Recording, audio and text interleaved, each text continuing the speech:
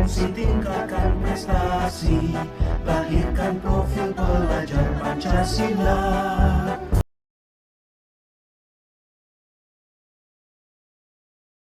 Assalamualaikum Pak. Waalaikumsalam warahmatullahi wabarakatuh. Apa kabar Pak? Gimana kabar keluarga di rumah, sehat-sehat ya Pak ya? Dan terima kasih atas waktunya. Tujuan saya kembali yaitu untuk mewawancarai Bapak terkait Bapak sebagai kepala sekolah. Tentunya di sekolahan ini banyak ya kasus-kasus atau kejadian-kejadian yang membuat kita itu menjadi sebuah dilema ya Pak ya. Jadi dalam hal ini saya ingin mewawancarai Bapak terkait pengambilan keputusan Bapak terhadap kasus tersebut yang berbasis nilai-nilai kebajikan sebagai seorang pemimpin. Setiap sekolah pasti ada masalah. Hanya masalah sekolah yang satu dengan masalah sekolah yang lain itu pasti berbeda. Ada beda. Kebetulan di sekolah kita itu masalah yang paling penting yang harus kita pelajari, kita sikapi dan juga kita pecahkan, yaitu ada beberapa siswa yang karena orang tuanya berusaha mencari nafkah di Jakarta, kadang-kadang orang tuanya mengajak siswa anaknya begitu. Itu jadi masalah. Kenapa? Karena di satu saat nanti pada akhir pembelajaran itu ada kenaikan kelas. Ya baik Pak. Jadi, selama ini bagaimana Bapak mengidentifikasi kasus-kasus yang merupakan dilema etika atau rujukan moral tadi? Itu memang dalam mencari masalah itu masalah untuk saya adalah masalah untuk semua keluarga saya. Hanya kebetulan saya mengambil sikap di akhir sebuah keputusan tetap saya memecahkan masalah dengan merangkul warga sekolah seperti guru dan di sana ada siswa yang kadang-kadang tidak datang sampai 1 minggu, 2 minggu, bahkan 1 bulan. Setelah dipelajari ternyata siswa itu ikut ke orang tuanya. Padahal itu adalah ajaran yang sangat salah yang tidak dibenarkan. Apalagi nanti dari tahun 2018 kalau dinaikkan, ya ini mengakibatkan kecemburuan bagi siswa yang lain. Kalau tidak dinaikkan juga, ya mereka karena menuntut ilmu di sini ya mereka merasa sakit. Karena sekarang juga tidak boleh tidak naik kelas ya Pak ya, peraturannya memang harus naik kelas semua. Jadi itu menjadi salah satu dilema bagi setiap sekolahan mungkin ya Pak, tidak hanya di sekolahan kita saja gitu ya. Terus untuk menjalankan pengambilan keputusan tersebut dengan dilema yang dihadapi Bapak dan sekolahan itu bagaimana Pak? Kalau dalam mengambil keputusan, tadi saya di awal sudah ngomong keputusan itu ada menurut saya, tapi untuk mengambil keputusan dilaksanakan, dibutuhkan beberapa pihak, guru dan komite. Satu saat kami melakukan dorongan antara komite dan guru. Di situ saya menawarkan untuk memecahkan masalah. Di sana terjadi adu pendapat, urung pikir, yang ternyata memang karena setiap siswa tidak boleh tidak dinaikkan, artinya harus dinaikkan setiap siswa, maka disitulah dilema yang harus dicari. Jadi itu mengambil keputusannya, dan untuk langkah-langkah atau prosedurnya tadi bagaimana Pak dalam pemecahan masalah itu? Musyawarah itu yang diawali dengan musyawarah yang pertama saya tambahkan dengan kejadian ini, dengan aturan yang ada bahwa setiap sekolah itu setiap siswa harus dinaikkan, itu adalah merupakan dilema yang tidak sedikit, itu dilema yang sangat kuat karena berpengaruh bagi siswa yang lain. Kalau dinaikkan dia siswa tersebut mendapat kecemburuan sosial dari siswa yang lainnya. Kalau tidak dinaikkan juga kita merasa iba dengan siswa. Sehingga kami ambil keputusan yang paling paling ya kami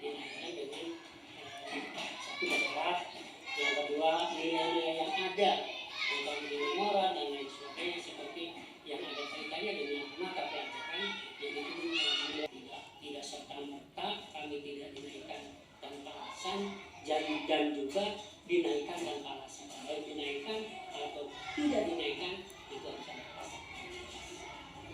Jadi itu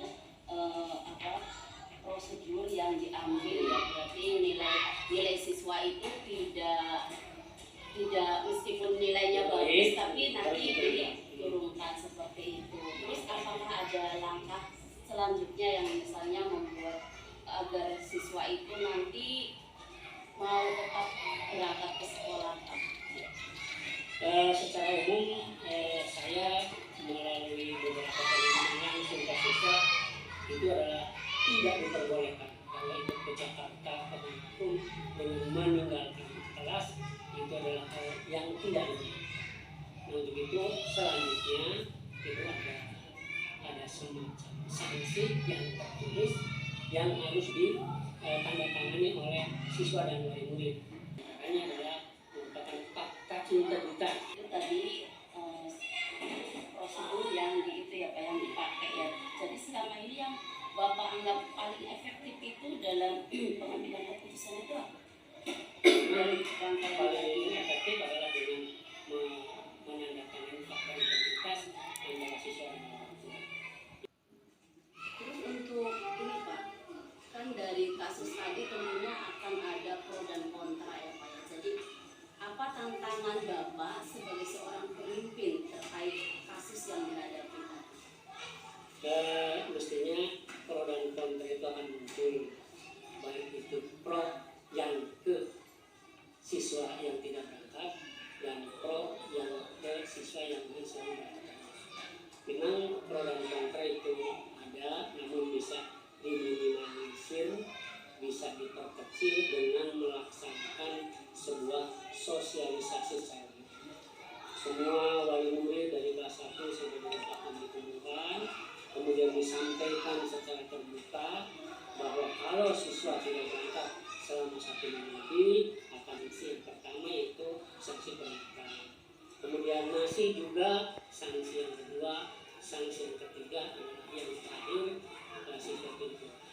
Itu diumumkan secara luas dari kelas 1 sampai kelas 8. Dengan mengambil keputusan seperti itu, mereka wali murid itu sudah menyadari dan jelas. Kalau sudah jelas seperti itu, kita tinggal mengambil keputusan itu.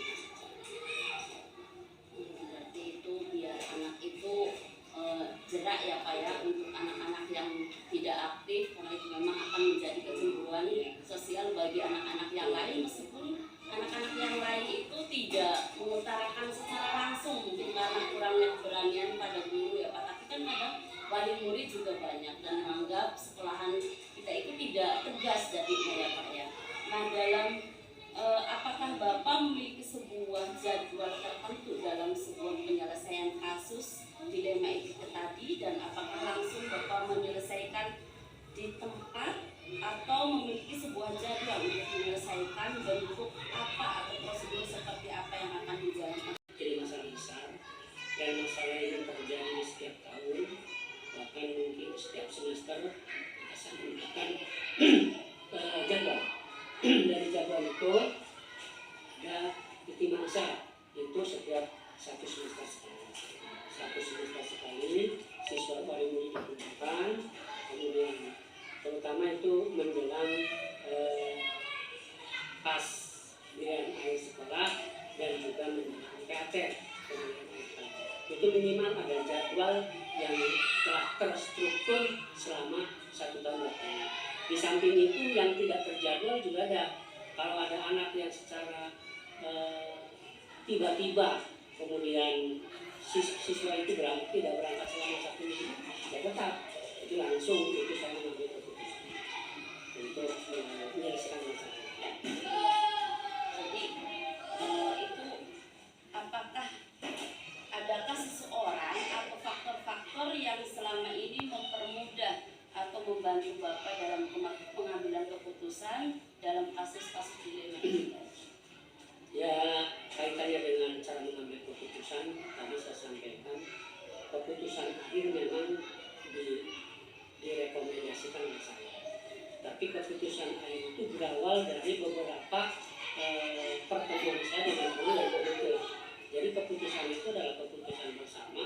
diambil bersama, dipertanggungjawabkan bersama.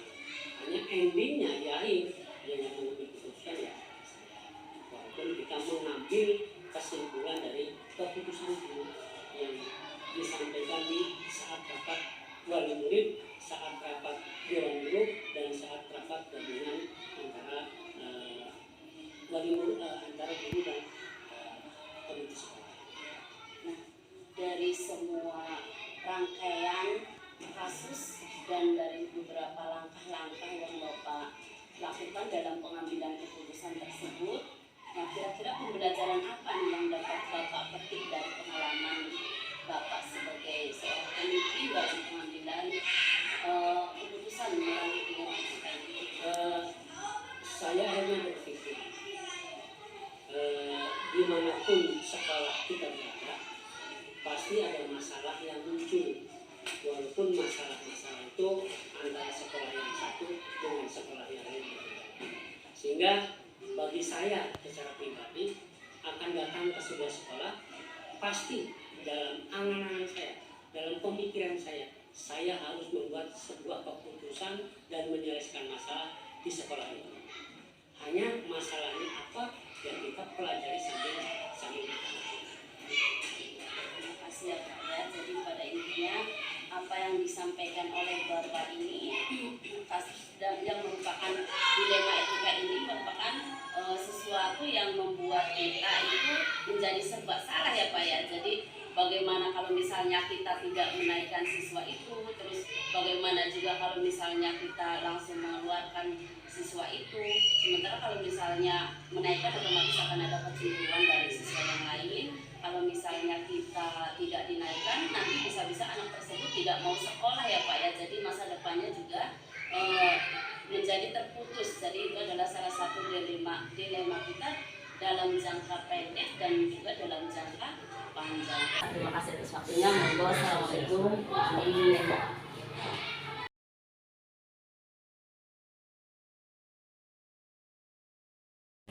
Assalamualaikum Pak. Waalaikumsalam Ya. warahmatullahi wabarakatuh. Ya, apa kabarnya Bapak? Alhamdulillah sehat. Ya, Nggih. alhamdulillah. Terima kasih ya Pak. Maaf mengganggu waktunya sebentar ya Pak ya. Ya, Ya, terima kasih sudah menyediakan waktu buat saya untuk mewawancarai Bapak. Di sini saya memiliki sebuah tugas dari calon guru penggerak ya Pak ya, angkatan Nggih. 7. Jadi di sini saya tugasnya adalah mewawancarai kepala sekolah ya Pak ya. Terima kasih. iya. Nah, langsung saja ya Pak ya. Jadi di sini tentunya kita sebagai Bapak sebagai kepala sekolah akan menghadapi berbagai macam dilema etika yang ada di sekolahannya. Nah, sebagai pemimpin, bagaimana cara Bapak mengidentifikasi kasus-kasus tersebut, Pak? Oh, begitu ya. Terima kasih Bu Mana. Iya. Selama saya menjabat sebagai kepala sekolah, hal yang saya lakukan untuk mengidentifikasi kasus-kasus yang terjadi dengan melakukan pengamatan terlebih dahulu, Bu. Iya. Terhadap kasus yang terjadi, kemudian saya akan mencari tahu kebenarannya, Bu. Seperti itu. Oh, iya, seperti itu ya, Pak. Jadi Ya. mengumpulkan fakta-faktanya terlebih Betul, dahulu betul, Bu Mana. terkait kasus tersebut. Iya, Bu Mana, betul. Nah, selanjutnya bagaimana Bapak menjalankan pengambilan keputusan di sekolah Bapak, terutama untuk kasus-kasus di mana ada dua kepentingan yang sama benar dan sama-sama mengambil nilai kebajikan, Pak. Oh, begitu. Ya. Iya, terima kasih. Biasanya saya akan bertanya dan berdiskusi dengan beberapa guru jika mengandung kepentingan-kepentingan yang sama. Ya, sama benar maksud saya. Ya. Dan saya akan menuisikan terlebih dahulu dengan orang-orang yang dianggap senior dan cakap serta memiliki kompetensi. Oh, iya. Seperti Bu Mana. Iya. Terus jika kasusnya lebih besar, maka saya akan berdiskusi dengan komite sekolah. Oh, iya. Dan juga hal ini saya lakukan supaya mengambil suatu keputusan lebih baik dan tidak ada menyalahkan pada sekolah. Begitu Bu Mana. Ya berarti merangkul semua komunitas sekolah ya Pak. Betul, ya, Bu Mana. sekolahan untuk membantu Betul, Bu. pengambilan keputusan tersebut. Betul, Oke. Bu.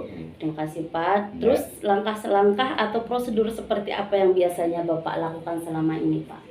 Oh iya, prosedurnya itu langkah-langkah yang saya ambil, yaitu menceritakan terlebih dahulu, lalu mendiskusikan mana yang terbaik dan kurang baik dalam mengambil keputusan. Oh iya. Seperti itu. Iya, iya. Nah, jadi kira-kira dari langkah-langkah tadi sudah Bapak katakan. Nah, kira-kira hal-hal apa saja yang selama ini Bapak anggap paling efektif Pak dalam pengambilan keputusan dari kasus-kasus dilema etika tadi? Oh iya. Apa yang saya tadi jawab ini berarti langkah efektifnya Bu ya. Oh iya, Nah, hal yang untuk langkah efektifnya, hal yang dianggap penting dan efektif sekali, saya memutuskan suatu keputusan adalah dengan berdiskusi Bu. Oh iya, berarti Berdiskusi ya, dan hati-hati dalam memutuskan sesuatu keputusan atau masalah. Iya, karena untuk menyelesaikan suatu kasus itu tidak hanya sendiri saja Pak. Betul yang Bu, jadi betul. harus berdiskusi Walaupun saya dalam- sebagai kepala sekolah, keputusan diambil bersama. Iya. Dan solusinya insya Allah tepat kalau kita berdiskusi seperti itu Bu. Iya, jadi dari kasus yang Bapak hadapi atau sekolah hadapi, kira-kira memiliki sebuah jadwal tertentu atau tidak dalam penyelesaian etikanya. Nah, apabila Bapak langsung menyelesaikannya di tempat atau memiliki sebuah jadwal dalam penyelesaiannya, terus bentuk atau prosedur seperti apa yang Bapak jalankan? Oke, terima kasih. Prosedur yang saya jalankan yaitu hal yang menjadi tantangan saya adalah harus memutuskan keputusan yang berkaitan dengan perasaan Bu. Oh iya. Jadi kalau kita memutuskan dengan perasaan, insya Allah semua hal-hal yang masalahnya besar menjadi kecil. Iya. Dan itu bijak insya Allah. Iya. Jadi Iya. berdasarkan hati nurani ya. Betul Pak, Bu, ya? betul Iya, Bu, betul Bu, seperti betul itu. Bu. Iya. Iya betul. Nah terus adakah seseorang atau faktor-faktor Bapak yang selama ini mempermudah untuk membantu atau dalam pengambilan keputusan dalam kasus-kasus dilema etika tersebut Pak? Idola misalnya, iya. Adakah seorang idola atau faktor-faktor gitu yang selama ini mempermudah atau membantu Bapak dalam pengambilan keputusan? Baik Bu Mana. Untuk masalah seperti itu saya tidak ada jadwal khusus Bu dalam menyelesaikan kasus. Tapi saya akan menentukan skala prioritas Bu. Mana kasus yang harus diselesaikan secepatnya agar permasalahan dapat tercapai, sehingga dengan permasalahan itu hasilnya insya Allah kondusif dan nyaman Bu. Seperti itu. Terima kasih Pak. Terus untuk selanjutnya nih Pak ya, adakah dari semua hal yang telah disampaikan oleh Bapak tadi, pembelajaran apa yang kira-kira dapat Bapak petik dari pengalaman Bapak, terus dalam mengambil keputusan dilema etika tadi? Baik. Terima kasih. Untuk pembelajaran yang saya petik dan diambil itu Bu, pembelajaran yang dapat dipetik itu dengan melakukan pengambilan keputusan yang dilematis, sehingga dengan cara seperti itu kita bisa mengidentifikasi kasus-kasus yang dilakukan dari awal dan melakukan pengujian terlebih dahulu Bu, untuk menentukan keputusan yang akan kita pilih, sehingga dapat dipertanggungjawabkan dan diterima oleh semua orang gitu. Semua birokrasi atau semua yang pemangku kepentingan seperti itu. Ya, jadi tadi dalam mengidentifikasinya Bapak juga sudah menjelaskan dengan begitu jelas ya Pak ya. Bu. Dengan mengambil fakta-fakta, terus juga mendiskusikan dengan orang-orang yang pemangku kepentingan tadi ya Pak, seperti komite sekolah, wali murid juga diikutkan di situ, terus juga rekan-rekan guru yang lain. Betul, Jadi Bu. Bapak sebagai kepala sekolah menurut saya itu sudah tepat Pak dalam mengambil sebuah keputusan. Iya, iya. Nah, terima kasih Bapak atas waktunya. Bapak sudah menyediakan waktu yang cukup buat saya, dan ini tentunya mengganggu istirahat Bapak ya Pak Tidak Bu Mana, Ya, terima tapi kasih. saya ucapkan- Ini malah saya berterima kasih Ya. kepada Bu Mana. Tentunya dengan Bu Mana datang ke sini itu menambah wawasan Iya. bagi saya selaku kepala sekolah. Iya. Dan mudah-mudahan Bu Mana juga insya Allah Iya. kalau ada diskusi seperti ini ke depan bisa bagus, aktif, dan bisa Iya. memberikan solusi-solusi yang terbaik. Amin, terima kasih ya Pak ya. Iya. Ini saya jauh-jauh dari Pemedaran ke sini ke Oh, dari SD mana, Bu? SD Pemedaran 2. SD ini ke Pemedaran SD 2? Pemedaran. Ini SD Kesana itu ya Pak. SD Bapak. Negeri Kesana 4, Bu. Iya. Alhamdulillah Iya. kondusif Bu di SD saya. Alhamdulillah. Iya. Terima kasih ya Pak Iya, ya. Bu. Nanti next time saya kalau misalnya itu pasti saya hubungi Bapak. Boleh, Pak. boleh, silakan. Terima kasih Pak. Saya itu bersedia dikala ada tamu atau rekanan atau siapa saja yang membutuhkan sekolah, Iya. membutuhkan saya siap. Nah, terima kasih. Saya pamit undur dulu ya Pak ya. Iya, iya. Assalamualaikum. Waalaikumsalam Bu.